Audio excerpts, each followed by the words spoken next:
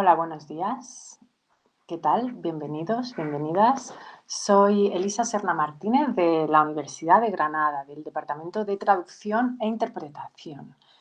Bueno, en primer lugar, agradeceros por estar aquí y por también compartir vuestros comentarios debajo del vídeo.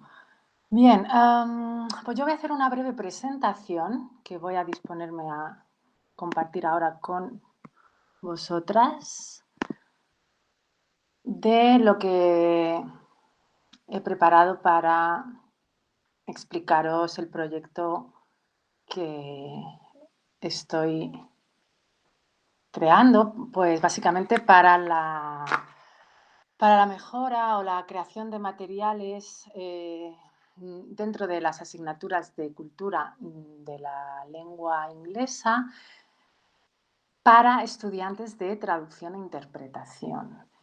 Hoy me voy a centrar en cómo usamos las películas en estas aulas y en concreto cómo estudiamos la representación del hombre negro en el cine norteamericano.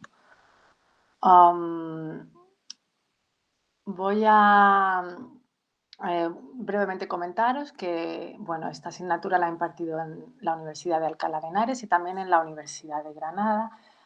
Y esta experiencia pues, me ha permitido ir mejorando con los materiales y, por ejemplo, seleccionar dos obras clave que serían, por un lado, Film Studies, The Basics, de Amy Villarejo, por otro lado, varios artículos de Stuart Hall, como el de Cultural Identity and Cinematic Representation. Entonces, esto es muy importante a la hora de hablar de lenguaje fílmico, porque no debemos olvidar en los estudios de cultura, el cine es un medio poderoso, es un medio que tiene una importante industria en la creación de cultura, en la creación de arte y también está muy presente en la economía global. Así que bien, desde luego todos sabemos que el cine es un medio de entretenimiento que puede inspirar, desafiar, informar, pero también desinformar. Y de eso es lo que hablamos, de eso es de lo que hablamos en clase a la hora de analizar las representaciones de las masculinidades negras en Estados Unidos. Para ello, en las aulas previas al análisis eh, de estas secuencias cinematográficas que analizamos en estas clases, pues tenemos teorías culturales marxistas del materialismo cultural marxista sobre base y superestructura. Hablamos no solamente de enumerar o reconocer ciertas prácticas culturales a lo largo y ancho del mundo en lengua inglesa, pero también vamos más allá y tratamos de analizar cuál es la intención comunicativa o social que existe, que motiva a estas producciones culturales. Eso es importante, porque sin duda estamos hablando, como no, si estamos tratando desde una perspectiva cultural marxista, de la hegemonía, de hegemonía cultural, y como muchas veces las prácticas sociales, las prácticas del día a día, desde las leyes hasta las religiones, pasando por las propias artes, acaban siendo normalizadas y naturalizadas. Saturan profundamente la conciencia, ¿no?, de una sociedad, esta hegemonía cultural, las naturalizan estos valores de tal forma que es difícil que podamos cuestionárnoslos. Así, pues como comentaba al principio, la teoría que va a apoyar a nuestro trabajo de análisis está muy relacionada a la obra de Stuart Hall, que siendo una persona de formación humanística se centró en los procesos de codificación y descodificación de los textos visuales dentro de las producciones audiovisuales. Entonces, por un lado tenemos las teorías de representación de Stuart Hall, que si bien queréis conocerlas podéis encontrarlas en una serie de vídeos, de conferencias titulados Representation and the Media. También lo podemos encontrar en el artículo Encoding Decoding de Stuart Hall sobre las formas de recepción, ya conocidas por aquellas personas que estudiamos literatura, pero aplicadas esta vez al mundo de lo audiovisual.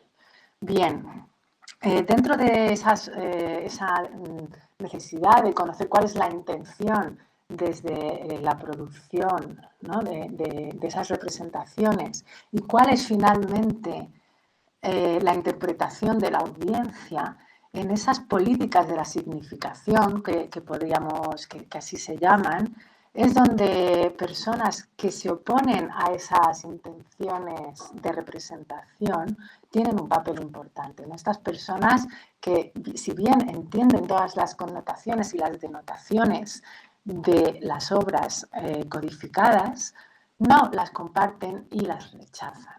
Su intención al rechazarlas sería el de hacer a otra parte de la población darse cuenta de que esas formas de representación podrían resultar ofensivas. Bien, James Baldwin ya se dio cuenta de esto con el cine norteamericano a principios de los años 20, época en la que él se crió en el Harlem de Nueva York, en el Harlem negro y reprimido de Nueva York, y veía cómo esa alienación cultural ya empezaba desde el momento en que él entraba a una sala de cine. Estas obras y estas reflexiones están también recogidas en el documental I Am Not Your Negro de Raoul Peck, que también se ha visto previamente en clase antes de proceder pues, a los análisis que al final pues, quería también mostraros, ¿no? Bien, pues justamente James Baldwin se da cuenta de que el mundo, la industria del entretenimiento parece funcionar de una manera similar al uso de narcóticos. Su visión crítica aquí hace referencia a la invisibilidad o a la manipulación de la realidad de la comunidad negra. Bien, dice, it is said that the camera cannot lie, but rarely do we allow it to do anything else, since the camera sees what you point it at. The camera sees what you want it to see. The language of the camera is the language of our dreams.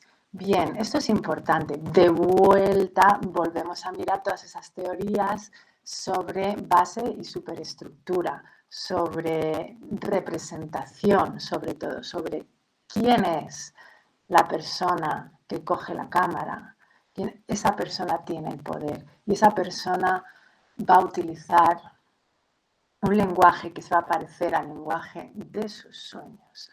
El problema que podríamos decir con la hegemonía cultural dentro de la industria cinematográfica es que siempre representaría los sueños de los hombres blancos heterosexuales.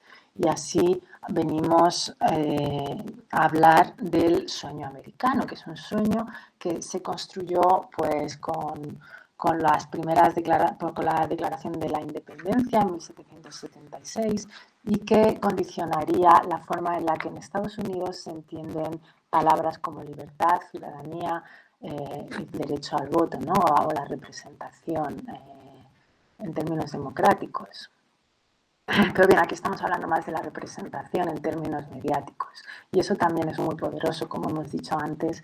Y bueno, en clase anteriormente también hemos visto, y es bueno que vean, si queremos preparar un curso sobre esto, la historia sobre las protestas por la libertad y la independencia en Estados Unidos.